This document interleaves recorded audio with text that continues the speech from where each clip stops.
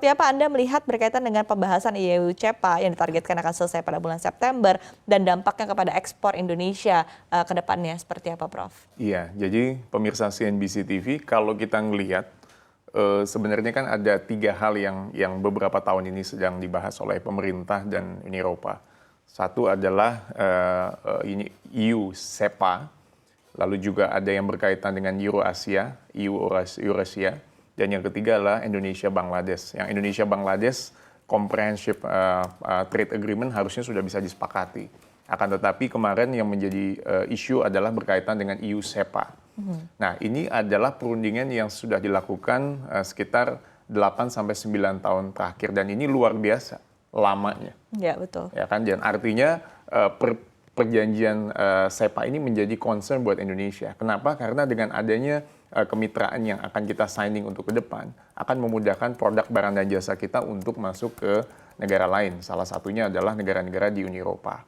Nah, masalah-masalah seperti EU deforestation memang menjadi penghambat, tetapi bukannya menjadi utama. Karena kita memang butuh untuk kedepannya bisa bermitra banyak dengan Uni Eropa. Yang tadi seperti dicontohkan oleh Pak Menteri Perdagangan bahwa produk sport and clothwear-nya kita, ya kan sepatunya kita, ya kan ketika masuk ke barang di Uni Eropa kan kena tax.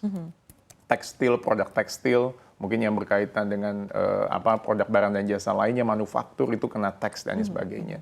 Nah, ini harus dimaksimalkan, apalagi di tengah perang dagang antara Amerika Serikat dengan China. Dan dampaknya tentu terhadap Indonesia akan signifikan, akan slowly dia akan bisa naik gitu. Kenapa? Karena dengan adanya kerjasama itu kan akan tax atau tarif itu kan akan semakin menurun, begitu. Oke, baik. Nanti kita akan bahas lebih dalam lagi ya berkaitan dengan poin-poin penting begitu ya dalam perundingan EU CEPA ini ke depannya. Tapi saya akan ke Pak Adi terlebih dahulu begitu ya. Sekali lagi ditargetkan akan selesai perundingan ini pada bulan September, tapi mungkin dari Apindo sendiri menilai dampak ataupun juga efek dari kerjasama dagang ini, terutama berkaitan dengan ekspor, begitu jika kesepakatan sudah tercapai seperti apa Pak Adi? Baik, kita akan coba terhubung kembali dengan Pak Adi, namun saya akan ke Prof. Ari terlebih dahulu, begitu tadi berkaitan dengan poin-poin penting dalam pembahasan ini sendiri seperti apa? Jadi kalau saya lihat di catatan saya dengan adanya perjanjian ini akan potensial meningkatkan ekspor Uni Eropa ke Indonesia sebesar 76,17%. Oke. Jadi we can bargain with Uni Eropa bahwa nggak ada masalah loh, karena produknya dengan ada perjanjian ini akan bisa meningkatkan produknya Uni Eropa ke kita. Tetapi kita juga gain benefit, karena ekspor Indonesia ke UE kan sekitar 57,76% di catatan saya, dengan sektor makanan dan minuman dan jasa yang bisa menjadi potensial peningkatan ekspor tertinggi. Jadi artinya banyak sektor produk dan barang dan jasa di kita yang bisa kita kirim keluar Uni Eropa khususnya dan itu bisa meningkatkan. Artinya kita kalau ditanya perjanjian ini butuh nggak? Sangat dibutuhkan. Artinya kenapa negosiasinya begitu cukup lama? Nanti saya akan elaborate ada sekitar 7-8 hal yang mengakibatkan ini menjadi tertunda sekitar 8-9 tahun. Oke, baik. Anda sendiri juga menyampaikan bahwa bisa dielaborasi lagi lebih jauh begitu berkaitan dengan poin-poin yang menjadi kendala sehingga pembahasan juga cukup berlangsung alot begitu. Nah, seperti apa poin-poin tersebut dan bagaimana sejauh ini pantauan Anda untuk penyelesaiannya?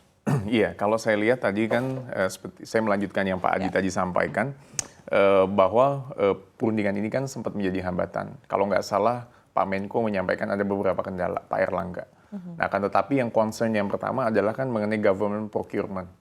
Jadi procurement itu menjadi penting. Mereka ingin pengadaan barang dan jasa yang dilakukan di Indonesia dilakukan lebih terbuka. Artinya kita harus membuat positive list nih. Mana barang-barang, produk dan jasa yang memang dibuka untuk pasar internasional. Tetapi dari sini saya juga mendorong nih kepada pemerintah Indonesia untuk bisa kita mendorong pasar kita ke negara lain. Jadi mereka juga harus buka pasarnya dari kita juga. Jadi sama-sama terbuka ya, mereka juga harus terbuka. Betul, karena kalau pasarnya nggak terbuka ini nggak ada equal treatment kan. Ya, betul. Nah, yang kedua yang menjadi kendala adalah masalah yang berkaitan dengan settlement dispute. Kita kan menginginkan exit menjadi parameter untuk penyelesaian sengketa. International for Dispute Settlement-nya. Artinya ini kita perlu negosiasikan dengan pemerintah. Saya juga baru kembali Mbak Ive dan pemirsa CNBC dari WTO dan PBB di Geneva. Itu pun juga kita menjadi penting bahasa untuk hambatan perdagangan. Karena kan bahasa yang menjadi diplomasi internasional agak berbeda dengan kita bahasa ketika kita melihat, oh barang ini di-ban, barang ini di-produk. Padahal kan kita bisa melihat bahwa ini kan barang ini sedang ditunda atau kita renegosiasi dan sebagainya. Artinya perlu kita ada renegosiasi, melakukan lobby-lobby secara internasional dalam term yang positif untuk bisa kerjasama ini bisa berjalan. Begitu.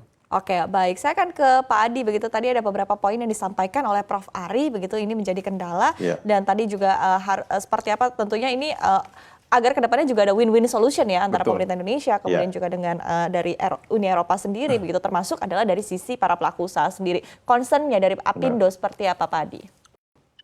Ya baik, jadi seperti tadi disampaikan Pak Ari bahwa harusnya reciprocal. Kalau pemerintah Eropa mempermasalahkan mengenai pengadaan barang dan jasa di government procurement dan lain sebagainya, tentunya kita berharap juga diberikan posisi yang sama sehingga seimbang antara kedua negara ini. Jadi itu pertama. Kemudian yang kedua, kita ingin segera menghapus diskriminasi tarif dan juga